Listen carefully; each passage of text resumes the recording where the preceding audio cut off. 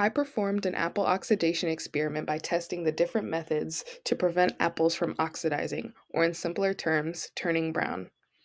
I completed this experiment by slicing the apples and using a different method on each of the groups of apple slices, with one of the groups having no method being tested as the control group. I got the idea for this experiment from a social media app and decided that it would be a good area to test.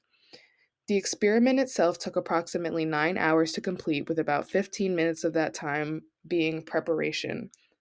I used an iPad as the time lapse camera, as well as a computer as the timer shown in the video.